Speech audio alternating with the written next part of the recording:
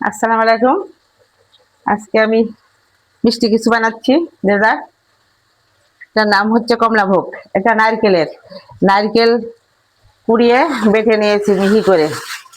মিহি করে বেটে চিনি দিয়েছি আর জাফরান দিয়েছি, জাফরান রংটা দিয়ে। কমলা ভোগ তো এর নাম, তাই কমলা কালার করার জন্য জাফরান দিয়েছি। এবার এটা রান্না করতে থাকবো, তারপরের প্রসেস আপনাদের দেখাবো।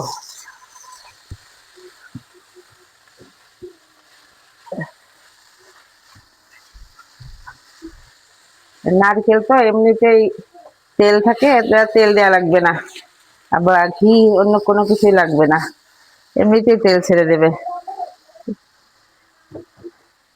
ঘি দেওয়া যায় কিন্তু বেশি চপচপা হয়ে যাবে দেখতে। নারকেলের তেল আর ঘি একসাথে অনেক চপচপা হয়ে যাবে।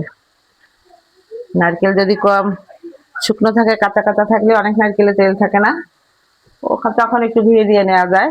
এমনি ঘি দেবো উপরে একটু, যেটা পরিবেশন করব ওটার নিচে ঘি মেখে নেবো যাতে তাড়াতাড়ি উঠে যায়। ওই ঘিয়ের ঘেরানে এটা থেকে একটা ঘির ঘেরান আসবে, নারকেল আর ঘি একটা ঘেরান আসবে।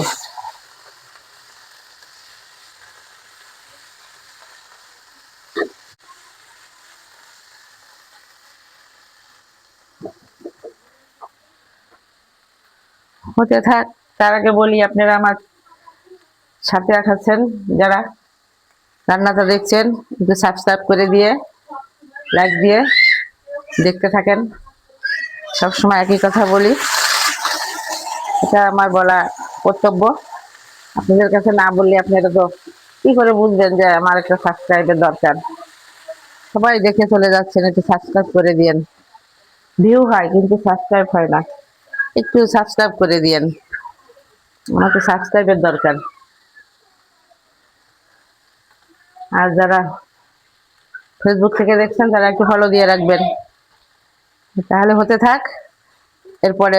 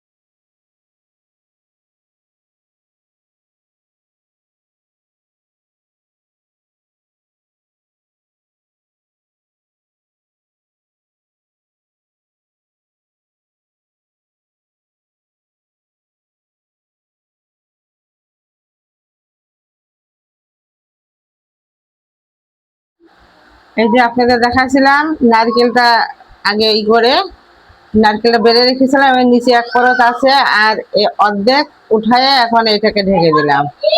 ঢেকে দিব সাদাটা, সুজিটা আর কি, নারকেল দিয়ে পুরাটা এরকম ঢেকে দেব। এবার জমে গেলে কেটে আপনাদের দেখাবো। আপাতত এটুকু থাক, আবার যখন আমি কাটবো তখন আপনাদের সামনে আসতেছি। এই যে আবার ফিরে আসলাম, এটা ঠান্ডা হয়ে গেছে, এখন কেটে নিচ্ছি পিস পিস করে আপনাদের দেখাবো।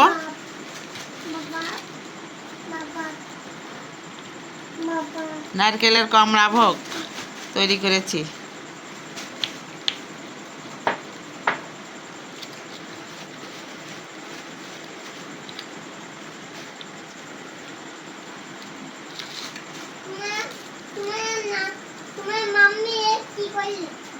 এই যে দুই পাশে এরকম থাকবে, মাঝখানে সুজি দিয়েছি, সুজির সাদা কালারটা, কিন্তু এই জাফরানটা ঠিক মতো আনতে পারিনি। জাফরানের রং চারিদিকে ছাড়াই যাচ্ছে, কীরকম যেন টেনে এনেছে সুজিতে হলুদ কালার। আপনারা ভালো কালার এনে, ঈদের সময় কিনা তো, ঈদের সময় কালার ঠিক মতো ওঠাতে পারিনি, কিনতে পারিনি। যাক, এটা কোনো ব্যাপার না, আপনাদের শেয়ার করলাম এটাই। এটা এরকম পিস পিস করে কেটে নেবেন, আমিও কেটে নিয়েছি, বাস এটাই। তাহলে এতক্ষণ যারা আমার সাথে ছিলেন, কমলা ভোগ বানানো দেখেছেন, তাদের অনেক ধন্যবাদ আমার সাথে থাকার জন্যে। আজ তাহলে আসি, আসসালামু আলাইকুম। আবার দেখা হবে অন্য কোনো রান্নায়।